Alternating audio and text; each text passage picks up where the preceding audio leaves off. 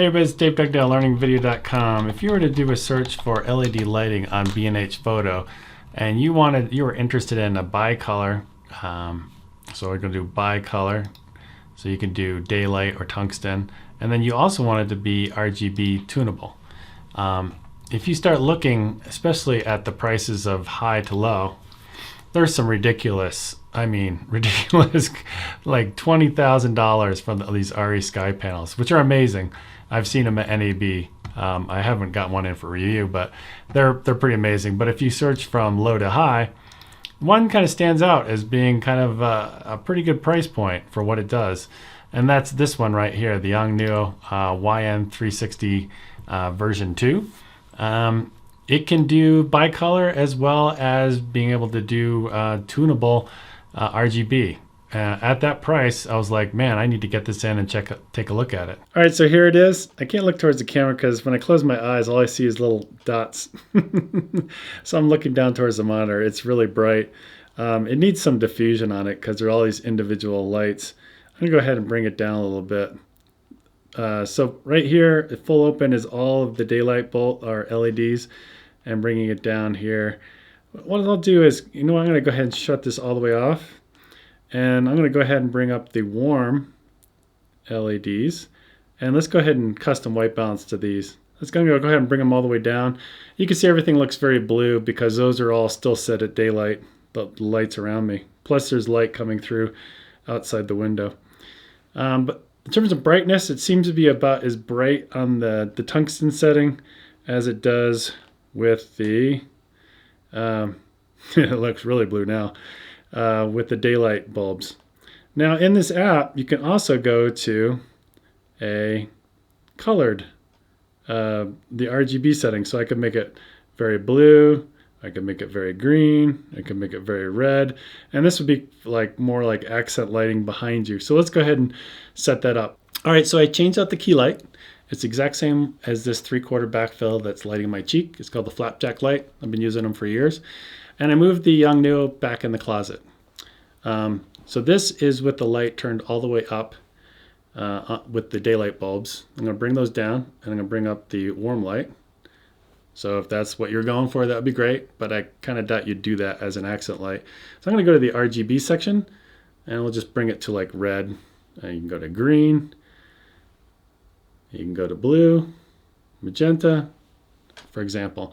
So let's say the director comes to you and says, well, we're doing a product shoot, you got the talent here, and let's say we're selling sweatshirts, and we're selling these blue sweatshirts, and he says, I want the color of the background like the exact same color. We're like, all right, let's give it a try. So I'm just gonna look at the monitor here as I move it around. Maybe I'm going a little bit, no, but it updates pretty quickly. It's not too bad. Let's see if I go more towards green. No, I'd say about right there. So now the director says, all right, that's cool and all, but the light output's too much or the saturation's too much, which is something you can do on the RE Sky panel, that $6,000 light. You can actually change the saturation of that particular color. And you can do that here. You just take your finger and you move it towards the center on that same axis or vector angle, I guess you could say. And so they're like, how do you like that? It's like, oh, that looks good. Or you could say something like, well, I want the opposite color of blue to give a bit of color contrast. So you could go to red or something like that. You said, well, there's too much red. Maybe bring it down a little bit.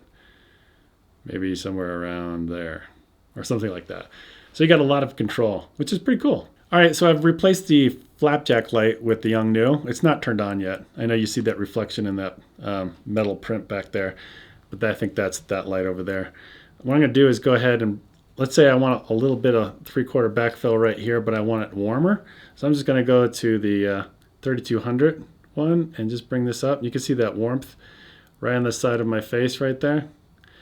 And that's what's kind of cool about this light is it's long like this. So if you're doing like this type of lighting setup, you can get some really cool results, especially like on somebody's shoulder, depending on where you put it.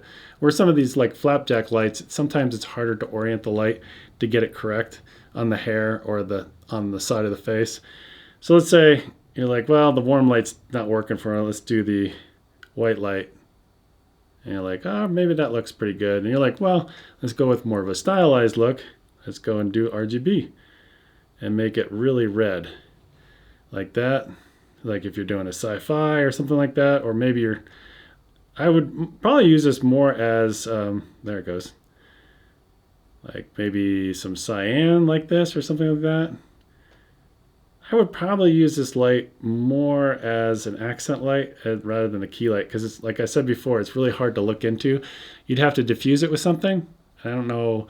You'd have to get some like frost paper, and then how do you attach it? It becomes more difficult. But this kind of light in this situation I think would work better, just like as a 3/4 backfill, a hair light, an accent light on the back wall, something like that, where you need a whole bunch of different options. And this thing is battery powered. We haven't even talked about how it's powered. I haven't done any tests on longevity, but I have run it all the way down to 0. And I got to say, I've probably had it on for at least 2 hours.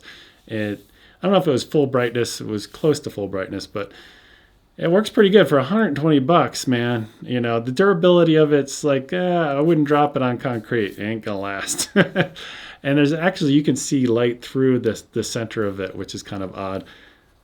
But man, for 120 bucks, the things that it can do compared to like a $6,000 light, it's pretty flexible. It's pretty cool. I'll put a link down below if you're interested. I'll talk to you guys later. Bye.